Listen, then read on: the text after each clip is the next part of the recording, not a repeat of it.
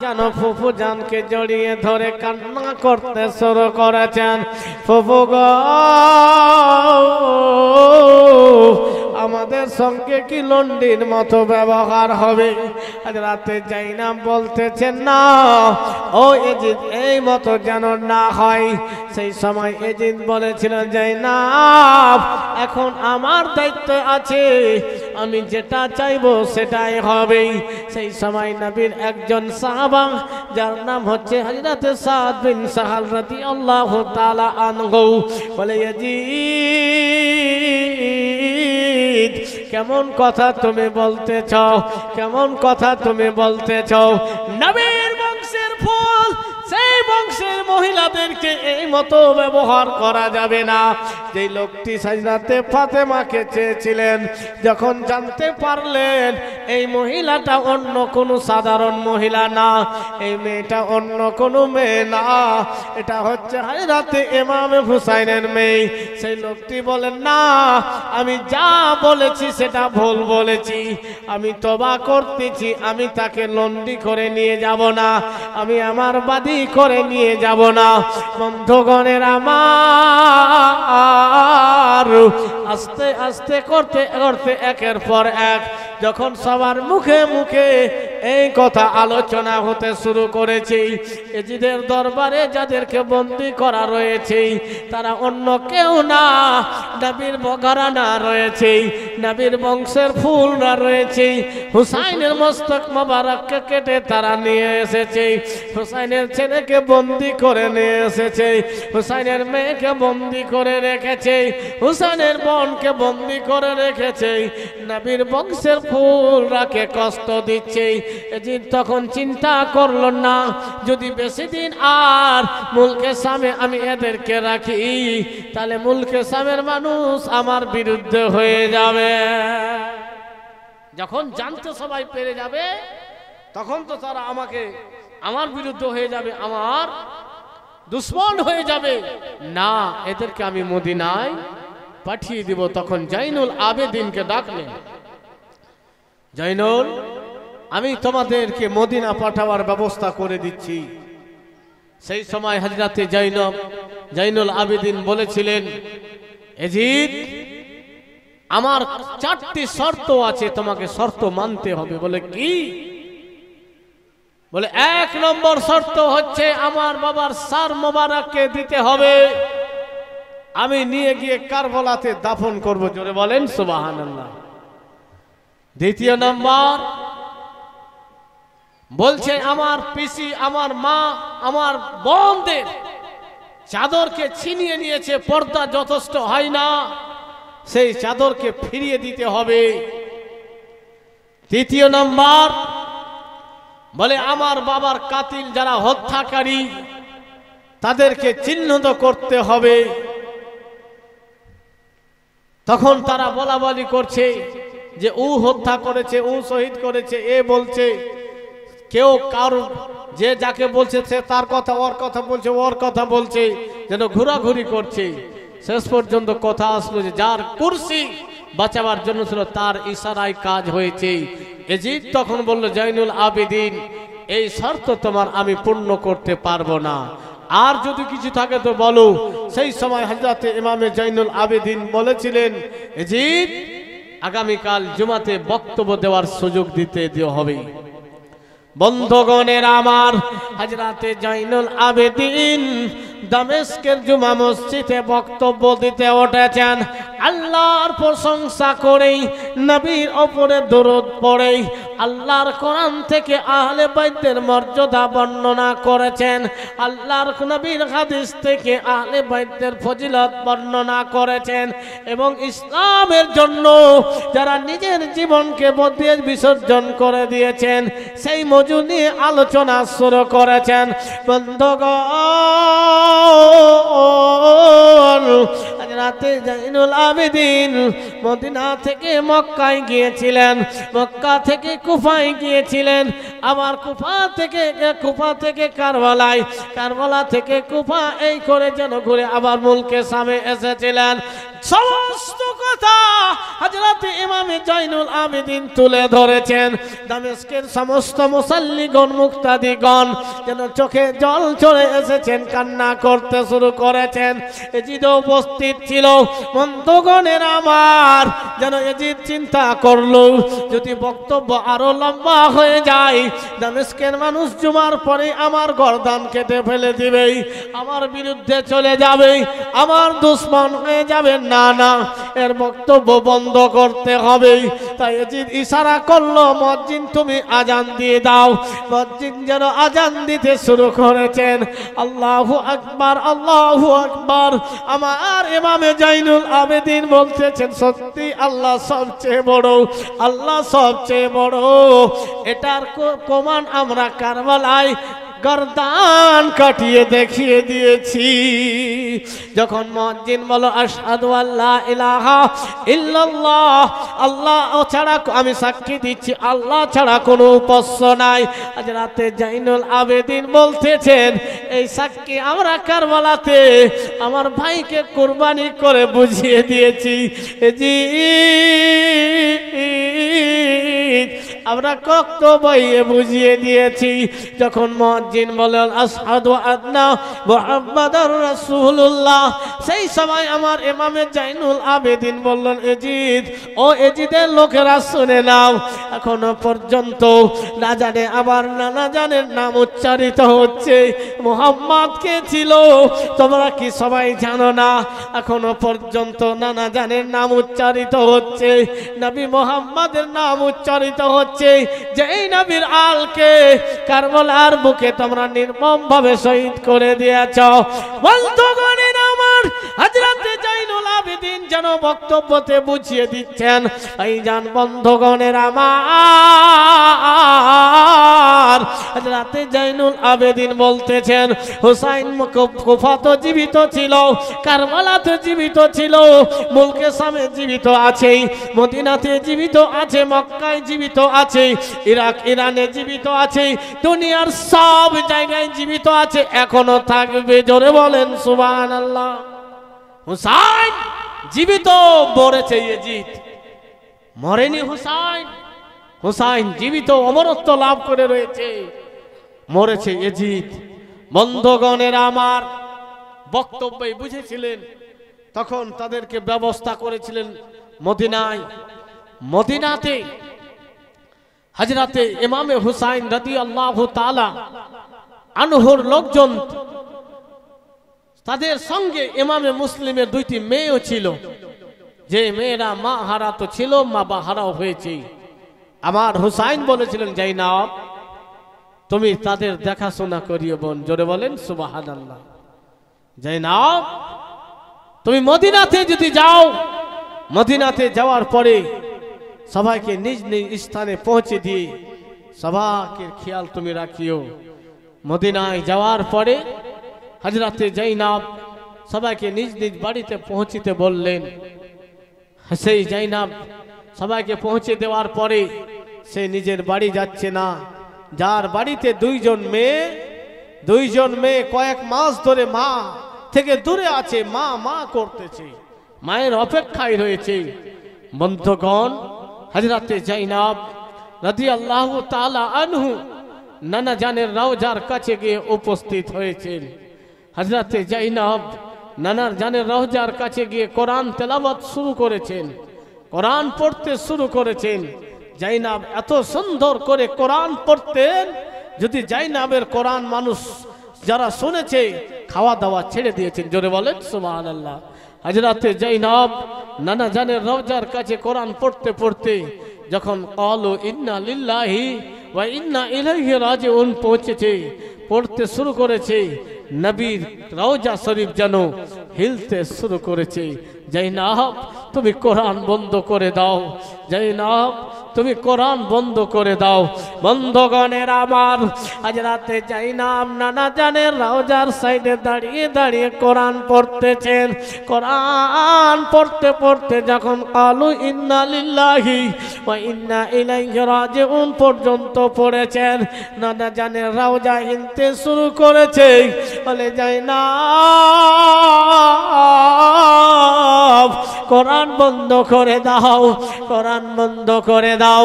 হযরতে জাইনাব কোরআন বন্ধ করলেন, নানা জানের কাছে বর্ণনা করতে শুরু করলেন, নানা গো 6 জন ভাইকে কুরবানি করে এসেছি, আলী আকবরকে কুরবানি করে এসেছি, আবুল কাসিমকে কুরবানি করে এসেছি, আউনে মুহাম্মদকে কুরবানি করে এসেছি। না, দুনিয়ার সমস্ত পশু পাখিরা পানি পান করেছে লালা, আমাদের জন্য পানিকে বন্ধ রেখেছিল লালা, এমনকি ছোট্ট আলী আসগরকে পর্যন্ত পানি তারা দেয়নি। নানা যান পানির পরিবর্তে তীর মেরে শহীদ করেছে। হযরতে জাইনাব নানার সামনে কারবালার সমস্ত নকশা যেন বর্ণনা করতেছে, কারবালার সমস্ত কথা যেন বর্ণনা করতেছে। বলে নানা গো ওগো নানা যান, কয়েক মাস পরে তোমার দরবারে উপস্থিত হয়েছি, আমি আমার 2 জন লালকে কুরবানি করে উপস্থিত হয়েছি। নানা যান আমাদেরকে কারবালা থেকে কুফায় নিয়ে গিয়েছে, আমাদের পর্দার 14 কাপড় পর্যন্ত কেড়ে নিয়েছিলেন নানা, আমাদেরকে কুফা থেকে মুলকে সামের দিকে নিয়ে এসেছে। নানা গো রাস্তাতে তারা আরাম করেছে, ভালো ব্যবস্থা তাদের করেছে, আমাদের জন্য কোনো কিছু ব্যবস্থা করেনি। আমার ভাতিজা জয়নুল আবেদিনকে এত ভারী গলায় চেন দিয়েছিল, সেই চেনের ওজনে জয়নুল আবেদিন কোকড়া হয়েছে। নানা যান আমাদের সঙ্গে মানুষের মতো ব্যবহার করেনি, এমনকি ছোট সাকিনার গলে পর্যন্ত রশি দিয়েছে। নানা সেই গলে রশির চাপের কারণে সাকিনা বলতে পর্যন্ত পারতেছিল না। নানা সাকিনার গলা চিপে গিয়েছিল। হযরতে জাইনাব নানা জানের রওজার পাশে যেন কারবালার সমস্ত বর্ণনা করে দিলেন, কারবালার সমস্ত কাহিনী যেন বর্ণনা করে দিলেন। বন্ধুগণের আমার কষ্ট ভরা মন নিয়ে, দুঃখ ভরা মন নিয়ে আস্তে আস্তে করে বাড়ির দিকে রওনা হয়েছে। হায়রে জাইনাব ভাইয়ের সঙ্গে গিয়েছিল ভাই নাই, ভাতিজার সঙ্গে গিয়েছিল ভাতিজা নাই, ছেলে 2 জন সঙ্গে করে নিয়ে গিয়েছিল, ছেলেরা সঙ্গে নাই। জাইনাব যেন কষ্ট ভরা মন নিয়ে বাড়ির দিকে গিয়েছেন। বাড়ির ভিতর থেকে মেয়েরা কোরআন পড়তেছে, কোরআনের আওয়াজ হযরতে জাইনাব যেন শুনতে পেয়েছে। কোরআনের আওয়াজ শুনতে শুনে যেন বাড়ির বাইরে বসে গিয়েছে। কোরআন শুনতে শুনতে হযরতে জাইনাব যেন জোরে করে সুবহানাল্লাহ বলে দিয়েছে। সুবহানাল্লাহর আওয়াজ শুনে জাইনাবের মেয়েরা ভেবেছে হয়তো কোনো রকমের ভিক্ষা নিয়ে এসেছে, সাওয়ালি নিয়ে এসেছে। ঘর থেকে দিনার নিয়ে এসে আর পর্দা থেকে হাত বাড়িয়ে বলে ভিক্ষিকা তুমি নিয়ে চলে যাও, ভিক্ষা দিয়ে চলে গিয়েছে। হযরতে জাইনাব যেন সেখানেই বসে রয়েছে। বন্ধুগণ রাতে জাইনাব যেন তাদের কোরআন তেলাওয়াত শুনতেছেন এবং বলতেছেন মায়েরা তোমরা আরো কোরআন শরীফ পড়ো রে মা, তোমাদের কোরআন আমার মন ছুঁয়ে যাচ্ছে, তোমাদের কোরআন শুনে আমার মন ভরে গিয়ে যাচ্ছে। মা তোমরা কোরআন বন্ধ করো না, কোরআন তেলাওয়াত করো। সেই সময় জাইনাবের মেয়েরা বলতেছেন সাওয়ালিনী আমাদের কোরআন আপনার মন ভরে যাচ্ছে, আমাদের আম্মা জান জাইনাবের কোরআন যদি তুমি শুনতে, তুমি খাওয়া দাওয়া সব ছেড়ে দিতে। আজ রাতে জাইনাব পর্দা করে বাড়ির বাইরে বসে রয়েছে। সন্ধ্যা হয়ে গিয়েছে। সন্ধ্যার সময় হযরতে জাইনাবের স্বামী হযরতে জাফর যেন বাড়ির দিকে ফিরে এসেছেন। দেখতেছেন বাড়ির বাইরে একজন ভিক্ষিকা বসে রয়েছেন। পকেট থেকে জেব থেকে পয়সা দিয়ে যেন বলেছেন ভিক্ষিকা নিয়ে নাও, চলে যাও, তুমি তোমার জায়গাতে চলে যাও। পর্দা করে জাইনাব বসে রয়েছে। বন্ধুগণের আমার, ভিক্ষা দিয়ে চলে ঘরের ভিতরে স্বামী চলে গিয়েছে। যেন কিছুক্ষণ পর হযরত জাইনাবের স্বামী যেন ঘরের বাইরে এসেছেন। দেখতেছেন এখনো পর্যন্ত সেই মহিলা সেখানে বসে রয়েছে। সেই সময় জাইনাবের স্বামী বলতেছেন, ব্যাপারটা কি, এখনো তুমি কেন বাড়ি যাওনি? তোমার কি কোথাও জায়গা নাই? তোমার কি কোথাও থাকার জায়গা নাই? সেই সময় কথা বলে না। জাইনাবের স্বামী বলতেছেন, জয় ভিক্ষিকা, ও সওয়ালিনী শোনো, তোমার যদি রাত পার করার কোথাও জায়গা না থাকে, আমার মেয়েরা কয়েক মাস ধরে মার থেকে দূরে রয়েছে। তাদের মা মদিনা থেকে মক্কায় গিয়েছে, মক্কা থেকে কুফায় চলে গিয়েছে, তাদের মা থেকে দূরে রয়েছে। তারা মায়ের জন্য কান্না করছে। যদি একটি রাত তোমার কোথাও যদি জায়গা না হয়, আমার মেয়েদের কাছে গল্প করে কাটিয়ে দাও, আমার মেয়েরার একটু মন খানা হালকা হয়ে যাবে। যদি তোমার কোথাও জায়গা না হয়, তোমার রাত পার করার জায়গা না থাকে, আমার মেয়েদের কাছে তুমি কাটিয়ে দাও, আমার মেয়েদের মনকে হালকা হয়ে যাবে। জাইনাব যেন পর্দা অবস্থায় ঘরের ভিতরে গিয়েছেন।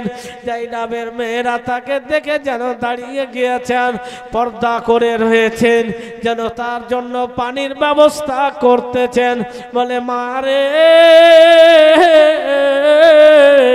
আমাকে পানির দরকার হবে না, পানি আমাকে লাগবে না, তার জন্য খাবারের ব্যবস্থা করতেছে। বলে, মা না না, আমাকে খাবার দিতে হবে না, খাওয়ার দরকার আমার নাই। তার জন্য সুন্দর করে বিছানা করতেছে, বিছানায় ঘুমাবার জন্য যেন বলতেছেন, না রে মা, আমাদের জন্য আল্লাহর জমিন বিছানা দিল রে মা। আজ রাতে জাইনাব বলতেছে, কিছুরই ব্যবস্থা আমার জন্য করতে হবে না। গভীর রাত্রিতে মেয়েরা তাকে প্রশ্ন করছে, আপনার নাম কি, আপনার বাড়ি কোথায়, কোথা থেকে আপনি এসেছেন?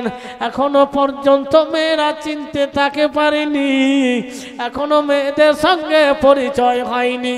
আজ রাতে জাইনাব এমন করে বর্ণনা করতেছেন, আমার বাড়ি হচ্ছে মদিনা, বংশের নাম বলতেছে যেন মিলে যাচ্ছে। ছেলে মেয়ে কয়টা? বলে, আমার ছেলে মেয়ে 4টা, 2টা মেয়ে 2টা ছেলে, আমার 4টা ছেলে মেয়ে। আপনার ভাইয়ের গুলোর নাম কি? সমস্ত কথা যখন বর্ণনা করতেছে, তখন জাইনাবের মেয়েরা বলতেছে, আপনি এমন বর্ণনা দিচ্ছেন মনে হচ্ছে না আপনি মা। জোরে বলেন সুবহানাল্লাহ। জাইনাবের মেয়েরা বলতেছেন, আপনি নেকাবখানা উঠান, পর্দাখানা উঠান, আপনাকে দেখব। আপনি যদি জাইনাব হন, আমাদের মা হবেন। আপনার বর্ণনা হিসাবে বোঝা যাচ্ছে না আপনি মা। আজ রাতে জাইনাব কাপড়খানা উঠিয়েছেন। জাইনাবের মেয়েরা দেখতেছেন, না, আমাদের মা এই মতো বুড়ি ছিল না। আমাদের মা জাইনাবের চেহারা টকটকে ছিল, চুল কাঁচা ছিল, আমাদের মায়ের বয়স কম ছিল। তুমি তো একজন বয়স্কা মহিলা, আর তুমি বলছো আউনে মোহাম্মদের মা, তুমি বলছো আমি হুসাইনের বোন, তুমি বলছো হযরতে আলীর মেয়ে, না, হতে পারে না। বন্ধুগণের আমার, তার মেয়েরা বলতেছেন, না, আমাদের মায়ের চেহারা এমতো ছিল না, আমাদের মা বয়স্কা ছিল না, বুড়ি ছিল না।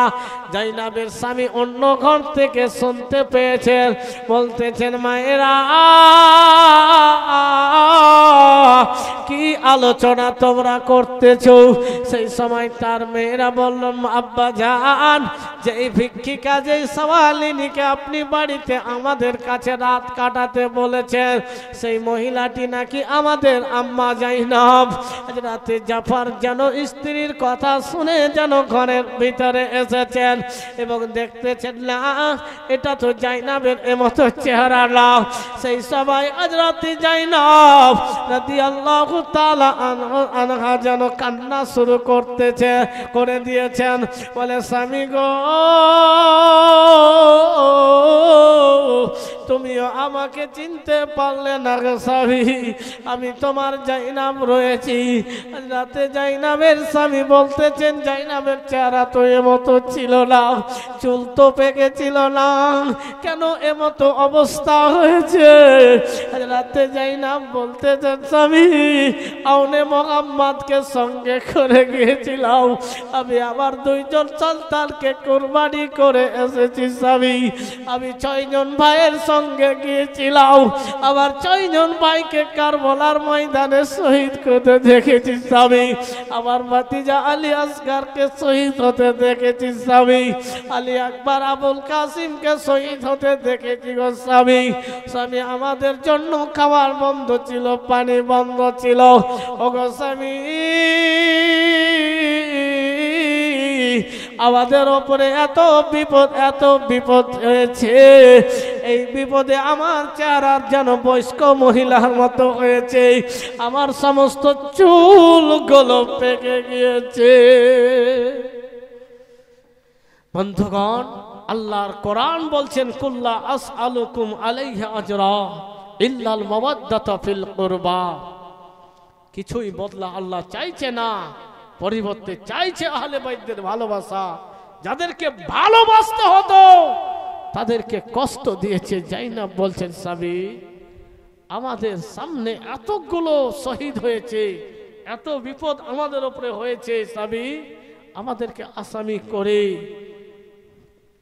কারবালা থেকে কুফায়, কুফা থেকে মুলকে শামে আমাদের সঙ্গে যা ঘটেছে স্বামী, এই দুঃখের পাহাড়ে আমার এই চুলগুলো পেকে গিয়েছে। জোরে বলেন সুবহানাল্লাহ। মানুষ যদি বিপদে পড়ে, বিপদে মানুষের চেহারা ঠিক থাকবে? তাদের উপরে যে বিপদ ভেঙে পড়েছিল, সেই বিপদে আমরা যদি পড়ি, তো আমাদের এই মতো ঈমান নাই যে আমরা টিকে থাকতে পারবো। আমরা লান টান গালিগালাজ শুরু করব। যদি আমার ফসল উঠে থাকে, আমি মেলে দিই, আর বৃষ্টি শুরু হয়, তো আমাদের মা বোন বা কিছু মানুষ এমন আছে, আল্লাহ কি দেখতে পেল না আজকে বৃষ্টি দিচ্ছে? আল্লাহর কি চোখ নেই? বলে নাউজুবিল্লাহ। এই মতো কথা বলা ঠিক হবে না। যেই জাইনবকে ইমামে হুসাইন বলেছিলেন, জাইনব কাউকে কোনো রকমের বিচার দিবে না, কাউকে গালিগালাজ করবে না, আল্লাহ তাদের বিচার করে দিবে। মদিনাতে গিয়ে যদি বলো, তো নানা জানকে গিয়ে বলে দিও। জোরে বলেন সুবহানাল্লাহ।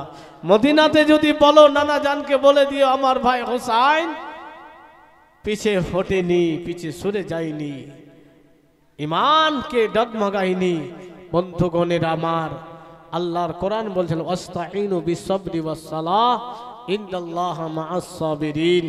আল্লাহর কাছে যদি সাহায্য পেতে হয়, তাহলে নামাজ এবং ধৈর্য সহকারে সাহায্য চেয়ে নাও, আল্লাহ আমাদেরকে দিয়ে দেবেন বলে ইনশাআল্লাহ। একবার দুরূদ পড়েন, আল্লাহুম্মা সাল্লি আলা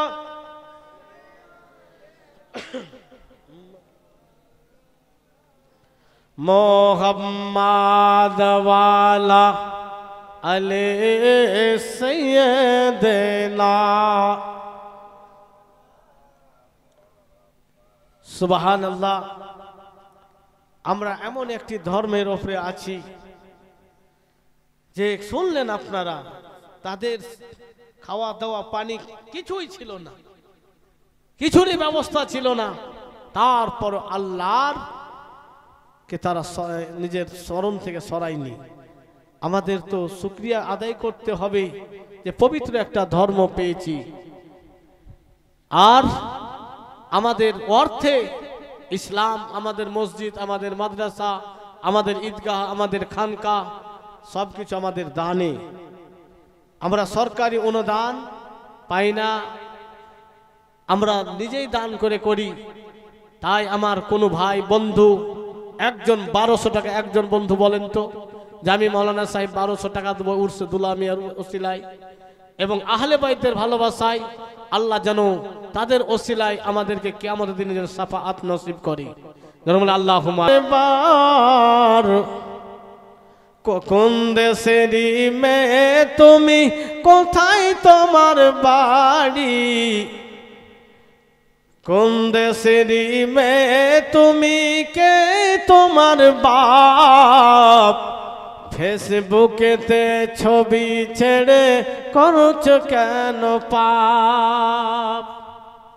আমার বোনেরা এখন ফেসবুকে ছবি ছাড়ছেন, আবার ভাইরাও নিজের স্ত্রী নিজের সম্পদ, তো জাতীয় সম্পদ করিয়েন না, সবার জন্য করিয়েন না। আপনি দেখেন ভাই, কোন দেশেরই মেয়ে তুমি, কে বা তোমার বাপ?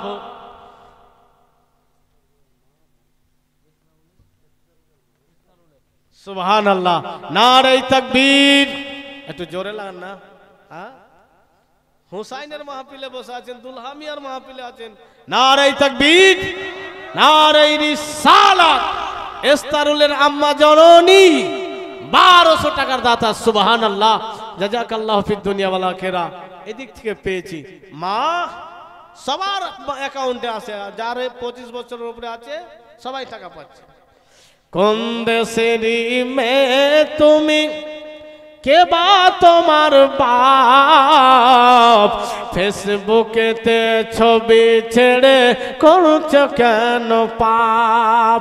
ফেসবুকেতে ছবি ছেড়ে।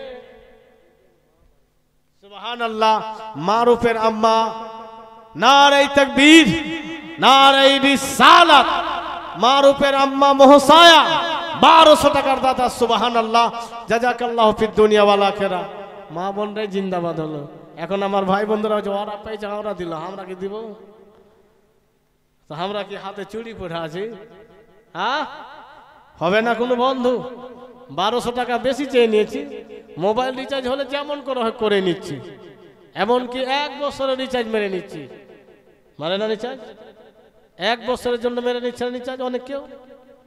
তো হবে না বন্ধু। আজকে তো আপনাকে এখন তো চাইছি না, একটু দামটা বলে দেন, আপনি পরে দিয়ে দিবেন।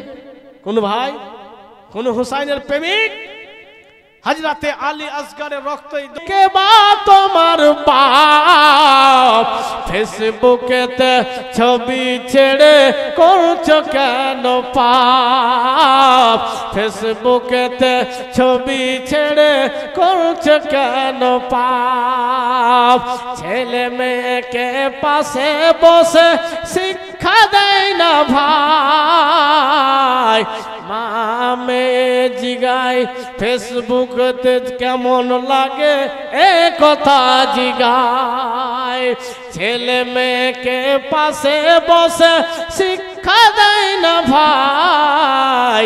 বায়াবেতে ফেসবুকেতে কেমন লাগে জিগায়।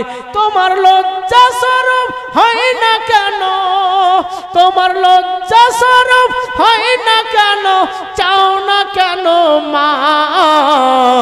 ফেসবুকেতে ছবি ছেড়ে করছো কেন পাপ? ফেসবুকেতে ছবি ছেড়ে করছো কেন পাপ? এখন যারা বুড়া বয়স্ক হয়ে গেছে, তাও ছেলেকে বলছে বেটা একটা বড় মোবাইল দে। বলে বাপু তুমি কি করবা? বলে আমি জালসা শুনবো। কিন্তু না, সে নাটক দেখছে। হ্যাঁ, সে টাইম পাস করছে পলিউতে গান শুনে, বুড়া গান আগের। জালসাটা শুধু এটা থাম্বেল, মানে ওপরে যে আমি জালসা শুনবো, গাজাল গুলো শুনবো। কিন্তু না, বলেন তো যতগুলো মোবাইল আছে, যদি আপনি আপনার এলাকার মৌলানা বাবুল ইসলামের নাম বলেন, তো আপনার উনার গজাল ওয়াজ সবই আসবে। কয়জন শুনছেন? শুনছেন কয়জন? আর কার মোবাইলে বলেন তো সিরিয়াল দেখে না আর নাটক দেখে না? আছে না? আপনারা কি করতে হবে, মোবাইলের এমপিটাকে আপনি যে খরচ করেন এটারও হিসাব লাগবে। বুঝতে মনে হয় পারেন না। আপনি যে প্রতিদিন এমপি যে খরচ করছেন, গান শুনে, সিরিয়াল দেখে, নাটক দেখে, হাসি তামাশা দেখে, এটারও হিসাব লাগবে। তাই আপনাদেরকে বলতে চাই, আপনাদের ইমাম সাহেবের বক্তব্য ইন্টারনেটে আছে, এই মৌলানার বক্তব্য ইন্টারনেটে আছে, আমাদের সুন্নি মুফতি আইনি কেরামগণের বক্তব্য ইন্টারনেটে আছে, তাদের নাম ধরে ডেকে নেবেন, বক্তব্য চলে আসবে। কিন্তু ওটা করবে না, ওটা করবে না যে আমি যদি মৌলানা আইজিবের নাম ধরে,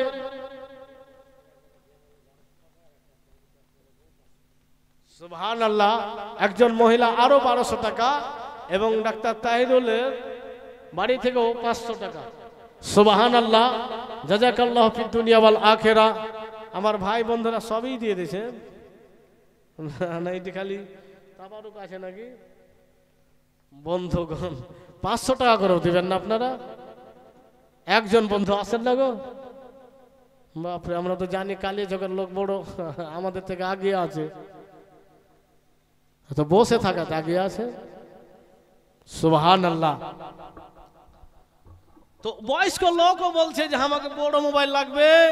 কেন?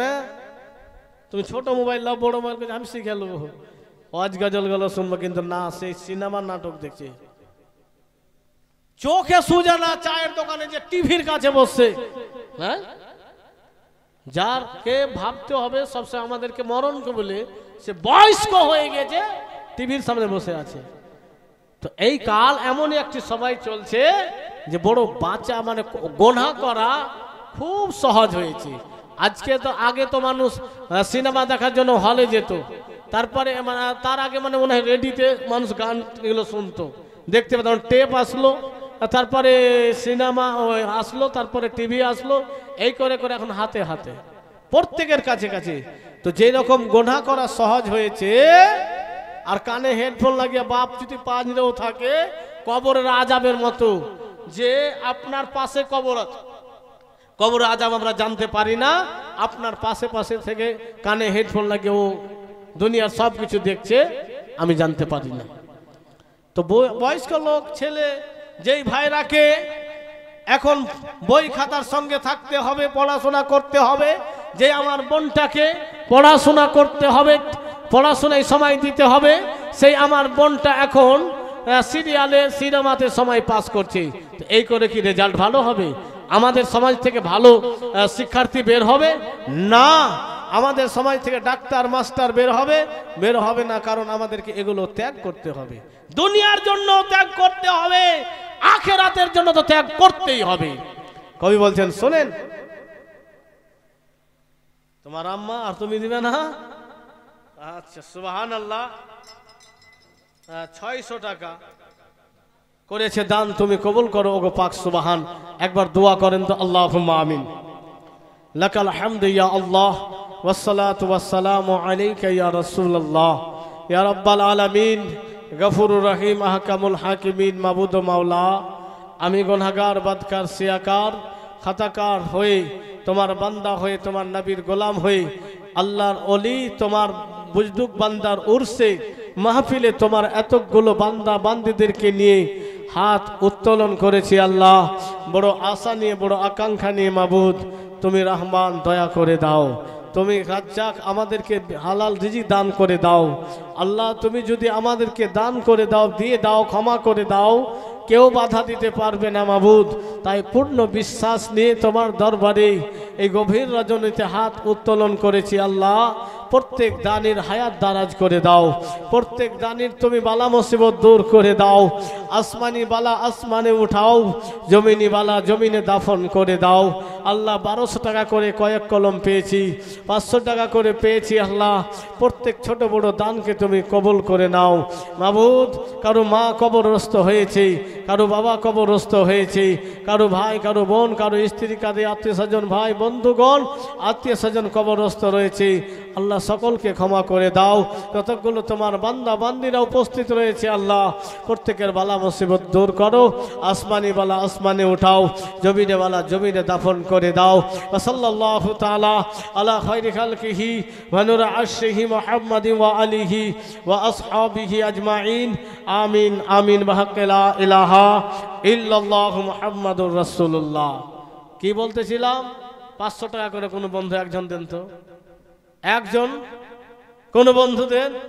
আর মা বোন আর 500 টাকা করে পাঠান। মা কয়েক কলম পেয়েছি, আর কয়েকজন একটু পাঠিয়ে দেন, যে দোয়া হবে। আর এই দোয়া যদি এখন কবুলও না হয় তো চিন্তা করেন, কি নাম? জহক নারে তাকবীর।